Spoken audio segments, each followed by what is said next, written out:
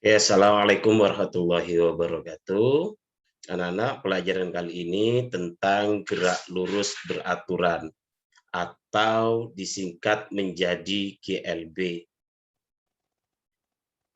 Apa ciri-ciri GLB itu? Oke, ciri-ciri suatu benda mengalami GLB yang pertama berada pada lintasan yang berupa garis lurus atau masih dapat dianggap sebagai lintasan yang lurus. Oke, ciri yang pertama. Ciri yang kedua yaitu kecepatan benda tetap atau konstan atau kecepatannya itu selalu tetap. Ciri yang ketiga yaitu tidak mempunyai percepatan. Yang keempat cirinya adalah pada kecepatan berbanding lurus dengan perpindahannya dan berbanding terbalik dengan waktunya. Artinya gini anak-anak, semakin besar kecepatannya, maka perpindahannya juga semakin besar. Tetapi ketika kecepatannya diperbesar, maka waktunya itu lebih sedikit. Makanya disebut dengan berbanding terbalik. Sehingga apa? Sehingga kecepatan itu dirumuskan menjadi V sama dengan S per T, di mana V itu kecepatan. Satuannya kilometer per jam atau meter per sekon. Sedangkan S itu merupakan lambang dari perpindahan atau biasa juga disebut dengan sebagai jarak tempuh, yang mana satuannya itu kilometer atau meter. Sedangkan lambang T anak-anak atau simbol T ini merupakan simbol dari selang waktu atau waktu tempuh. Satuannya itu ada jam, ada sekon. Oke, contoh soalnya seperti ini.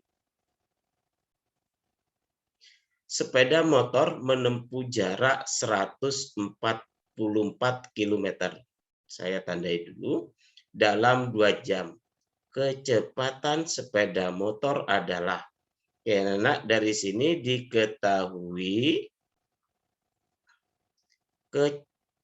jarak. Jarak itu simbolnya S sama dengan 144 km. Yang kedua diketahui adalah waktunya dalam 2 jam. Maka T-nya sama dengan 2 jam. Ditanyakan berapa kecepatan. Kecepatan simbolnya V. Dari sini jawab V, rumusnya itu tadi S per T.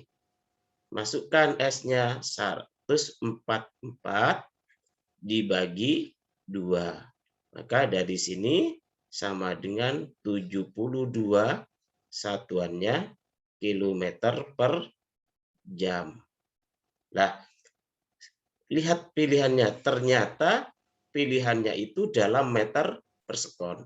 Maka ubahlah dari kilometer per jam menjadi meter per sekon. Sehingga V-nya itu sama dengan 72 km per jam, ini sama dengan berapa meter per sekon. Jadi ubahnya gini, anak. 72 km ubah ke meter menjadi 72.000 per. Jadi 1 jam di sini ingat, 1 jam itu sama dengan 60 menit. Sedangkan 1 menit sama dengan 60 sekon. Jadi sekon itu nama lain dari detik. Sehingga kalau ditanyakan 1 jam berapa sekon, caranya ini dikalikan 60 kali 60 sama dengan 3.600.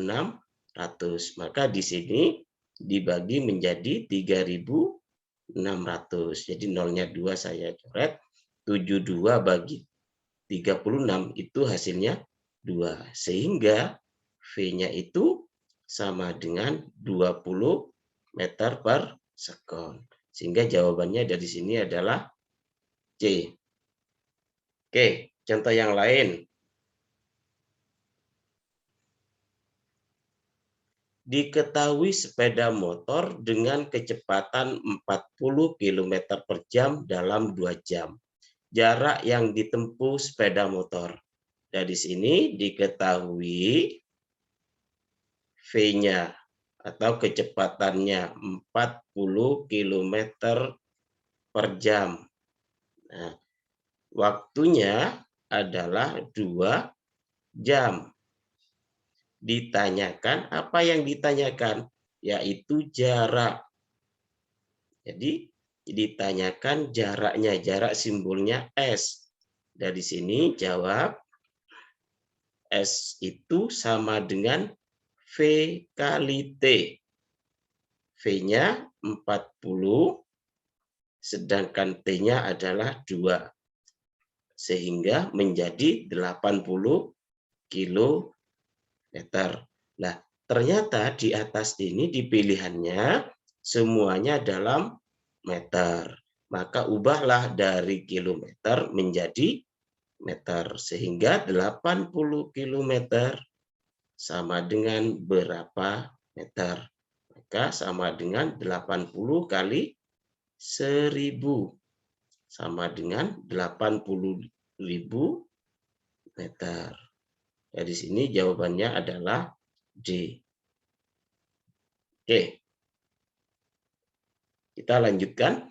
Jadi pada gerak lurus beraturan itu tidak selamanya berhitung atau merupakan angka-angka, tapi kadang berbentuk grafik pada gerak lurus beraturan. Grafik yang pertama, Nana, ada grafik di sini T dalam kurung sekon, sedangkan di sini V dalam kurung meter per sekon. Ingat, satu dalam kurung itu merupakan satuan. Sehingga ini disebut dengan grafik VT. Nah, maka bagaimana menentukan grafik pada grafik VT ini, garis gerak lurusnya? Menentukan grafiknya adalah dibuat garis lurus, ya, sejajar sumbu T-nya. Maka di sini adalah V-nya. Yang kedua yaitu grafik X dalam meter atau T dalam sekon. Oke, ini biasanya dikenal dengan grafik ST. Jadi selain X atau di sini ada juga namanya S, ya. Kadang S, kadang X dalam soal itu. Kalau seperti ini maka membentuk garis miring seperti ini, atau ada gradiennya, sehingga di sini disebut grafiknya berbentuk seperti garis miring. Oke.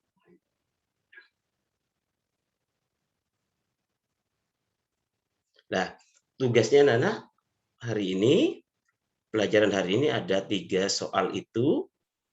Caranya dikerjakan di buku tulis, ya. Jadi dikerjakan di buku tulis, pakai cara seperti Pak Jubaidi sampaikan tadi caranya, kemudian difoto, dan kemudian dikirim ke link yang saya kirim nanti di grup itu. Mungkin itu dari saya tentang gerak lurus beraturan. Kurang lebihnya mohon maaf. Assalamualaikum warahmatullahi wabarakatuh.